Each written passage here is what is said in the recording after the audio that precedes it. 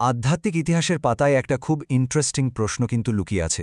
কিভাবে মহান সাধু সন্তদের পথ এত আলাদা, মানে একে অপরের থেকে একেবারে উল্টো হতে পারে?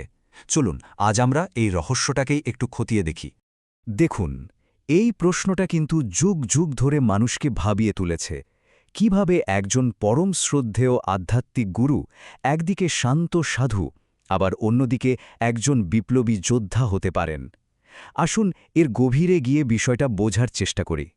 যখনই আমরা বিভিন্ন আধ্যাত্মিক গুরুদের জীবন দেখি, তাদের কাজ আর আচরণের মধ্যে একটা অদ্ভুত একটা বিরোধাভাস বা কন্ট্রাডিকশন দেখতে পাই। তাদের পথগুলো এতটাই আলাদা যে প্রথম দেখায় মনে হতে পারে তাদের লক্ষ্যই হয়তো আলাদা ছিল। একটা উদাহরণ দিই, তাহলেই ব্যাপারটা পরিষ্কার হবে। যেমন ধরুন, হিন্দু ধর্মগ্রন্থে শ্রীরাম হলেন মর্যাদা পুরুষোত্তম, মানে নীতির এক আদর্শ উদাহরণ। আবার অন্যদিকে শ্রীকৃষ্ণকে দেখুন, তিনি কিন্তু এক উচ্চতর ধর্ম প্রতিষ্ঠার জন্য অনেক প্রচলিত নিয়মকানুন ভেঙেছেন। আচ্ছা, এই একই ধরনের বৈপরীত্য কিন্তু আমরা আব্রাহামিক ঐতিহ্যগুলিতেও দেখতে পাই।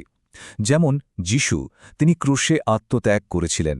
আবার দেখুন, মসি কিন্তু নিজের হাতে তার লোকেদের স্বাধীনতার পথে এগিয়ে নিয়ে গেছেন।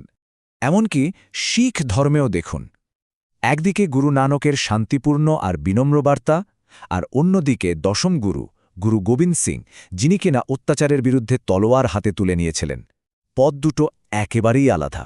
তো স্বাভাবিকভাবেই মনে প্রশ্ন আসে, তাদের মূল উদ্দেশ্য কি তাহলে সত্যিই আলাদা ছিল, নাকি এই যে আমরা এত পার্থক্য দেখছি এর আড়ালে আরও গভীর কোনো একটা সত্য লুকিয়ে আছে? এই ধাঁধার উত্তরটা খুঁজতে গেলে আমাদের মূল উৎস একটা খুব সুন্দর আর শক্তিশালী উপমা ব্যবহার করে। এখানে বলা হচ্ছে, ভাবুন তো, আগুন, সেটা একটা ছোট্ট প্রদীপের শিখা হতে পারে, মোমবাতির আলো হতে পারে, বা একটা দাউ দাউ করে জ্বলা মশালো হতে পারে। রূপটা আলাদা, তাই না? কিন্তু আগুনের কাজ কিন্তু সবসময় দুটোই। এক, অন্ধকারকে পুড়িয়ে শেষ করে দেওয়া, আর দুই, চারদিকে আলো ছড়িয়ে দেওয়া। এই উপমা থেকেই আমাদের প্রথম কনসেপ্টটা আসছে, সেটা হলো ব্যবহার।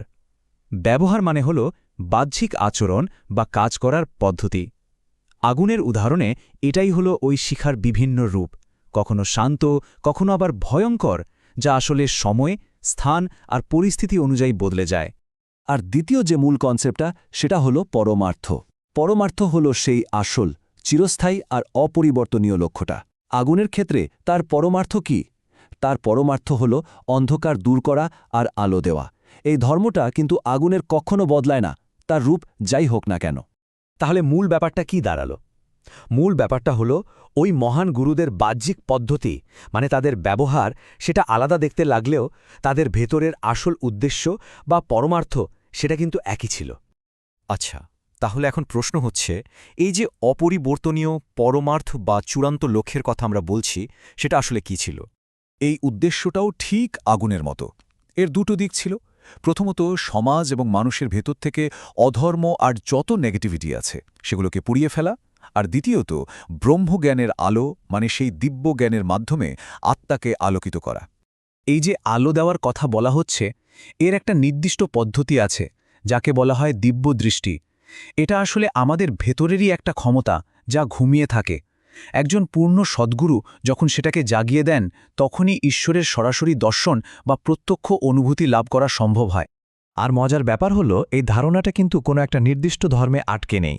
যিশুও কিন্তু ঠিক একই কথা বলেছেন। তিনি বলেছেন, যখন তোমার দৃষ্টি এক হবে, তখন তোমার সারা শরীর আলোয় ভরে উঠবে। এই যে দিব্য দৃষ্টি বা দিব্য চক্ষু জাগিয়ে তোলার মিশনটা, এটা একটা সোনালি সুতোর মতো, যা আমরা ইতিহাসের সব যুগে খুঁজে পাই।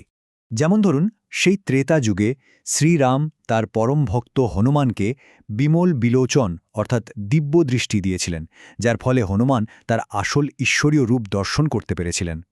এরপর দাপর যুগে, কুরুক্ষেত্রের যুদ্ধের ঠিক আগে, শ্রীকৃষ্ণ ঠিক একই উপহার, মানে দিব্য চক্ষু, অর্জুনকে দিয়েছিলেন। আর তার ফলে অর্জুন শ্রীকৃষ্ণের সেই বিশাল বিশ্বরূপ দেখতে পেয়েছিলেন। এটা থেকে কি বোঝা যায়? বোঝা যায় যে মূল উদ্দেশ্যটা কিন্তু চিরন্তন। নাম বদলে যাচ্ছে, যুগ বদলে যাচ্ছে, কিন্তু ওই দিব্য দৃষ্টি দেওয়া, ঈশ্বরের দর্শন করানো, এই উদ্দেশ্যটা কিন্তু একই থেকে যাচ্ছে। এই সব আলোচনার পর আমরা একটা খুব গুরুত্বপূর্ণ প্রশ্নের সামনে এসে দাঁড়াই। তাহলে এই মহান গুরুদের চেনার বা বিচার করার আসল মাপকাঠিটা কি? মানে একজন পূর্ণ সদ্গুরুকে আমরা চিনব কিভাবে? তাদের বাইরের কাজকর্ম বা ব্যবহার দেখে কি তাদের বিচার করা ঠিক? আমাদের সোর্স মেটেরিয়াল বলছে যে শুধু বাইরের আচরণ বা ব্যবহার দেখে বিচার করাটা একটা মস্ত বড় ভুল, আর ইতিহাস সাক্ষী আছে এই ভুলের জন্যই যুগে যুগে মানুষ মহান গুরুদের ভুল বুঝেছে। তাদের উপর অত্যাচার হয়েছে, কাউকে বিষ দেওয়া হয়েছে, কাউকে আবার ক্রুশবিদ্ধও হতে হয়েছে। তাহলে আসল মাপকাঠিটা কি? আসল মাপকাঠিটা হলো তাদের পরিবর্তনশীল বাহ্যিক আচরণ নয়, বরং সেই চিরন্তন উদ্দেশ্যটা পূরণ করার ক্ষমতা। অর্থাৎ যিনি দিব্য চক্ষু খুলে দিতে পারেন, যিনি ঈশ্বরের সেই ভেতরের আলোর সরাসরি অনুভূতি দিতে পারেন, তিনিই পূর্ণ সদ্গুরু। আর সব শেষে এই আলোচনাটা আমাদের একটা বড় প্রশ্নের সামনে দাঁড় করিয়ে দেয়। যদি সব মহান গুরুদের মূল উদ্দেশ্য একটাই হয়, সেই ভেতরের ঈশ্বরীয় অনুভূতি জাগিয়ে তোলা, তাহলে আমরা আজ কেন তাদের বাহ্যিক আচার আচরণের পার্থক্যগুলো নিয়ে নিজেদের মধ্যে এত ভেদাভেদ করি?